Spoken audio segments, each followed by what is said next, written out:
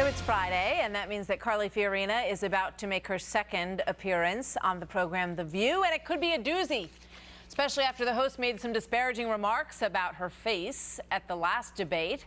On Hannity last night, Fiorina accused the co-hosts of attacking her because they just don't like her message. I've been around a long time. I know the difference between an observation and an insult. But I think what this points out is that the left always demonizes the messenger when they don't like the message. And they didn't like my message. They haven't liked my message about Planned Parenthood and what's really going on. They tried to demonize me over that. They don't like my message that progressive policies actually harm women instead of helping women. So in general, what the left does is, instead of debating on the merits of the issue, they want to demonize the messenger. Joined now by Guy Benson, Fox News contributor and political editor of townhall.com, and Julie Roginsky, also a Fox News contributor and former political advisor to the late New Jersey Senator Frank Lautenberg. Welcome to both of you. Good morning. Good morning. Julie, let me go to you first. About this issue that, she basically says, look, if you're a woman, it doesn't count if you're conservative. Liberals are only interested in, sort of proclaiming the virtue of elevating women if they are liberal. Well, I partially agree with her in the sense that I think women are held to a completely different standard than men are, especially when it comes to appearance, and that goes for both sides of the aisle. Certainly the women of The View should take back and apologize for what they said about her. There's no excuse for going after her looks.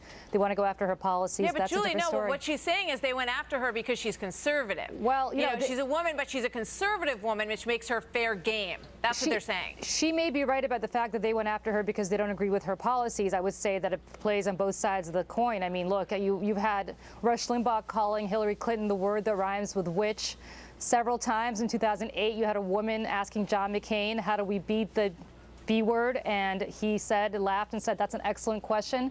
I mean, this is language that is applied to women on both sides of the aisle. It doesn't matter if you're conservative or liberal.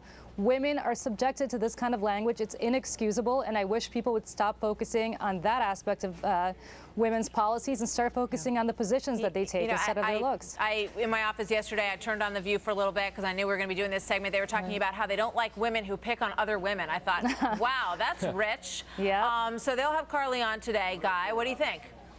First of all, good for Carly for showing up and challenging them to their faces, right? So I'm looking forward to seeing what she says. But I think that Carly Fiorina is manifestly correct on this point.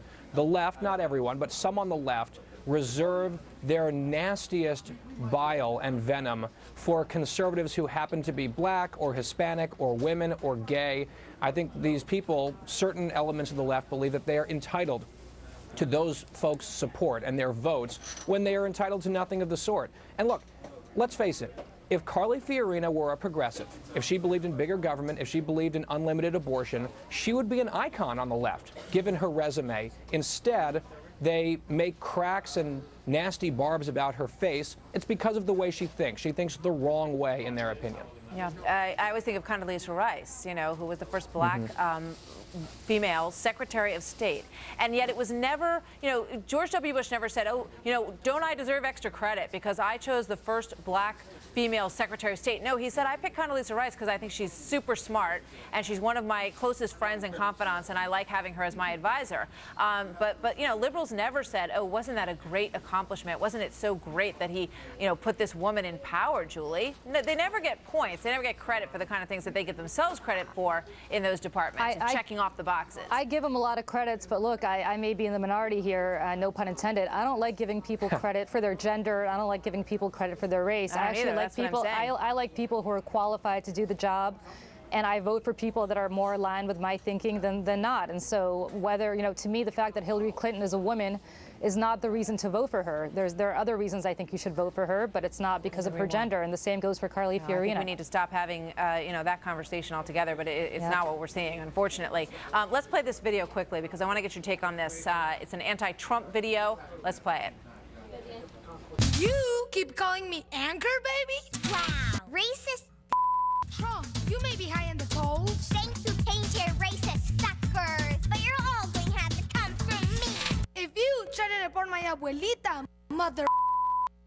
Wearing, giving the finger. That's lovely stuff, Guy.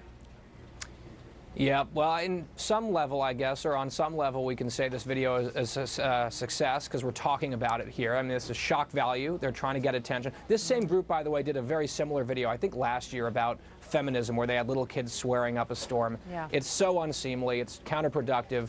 And I certainly hope that our self-appointed civility referees will throw a 15-yard flag on this one because it's so gross. Julie? Agree with everything Guy said. Mission accomplished for these people, I guess. They got us all talking about it, but the reality is they could have made their point quite aptly without having to resort to that kind of language, and having kids use that kind of language is inexcusable under any circumstances. They did Donald Trump a very big favor by doing this ad. Yeah. All right. Thanks, you guys. Got a lot in. Julie, good to see you. Guy, too. good to see you as always. Thanks.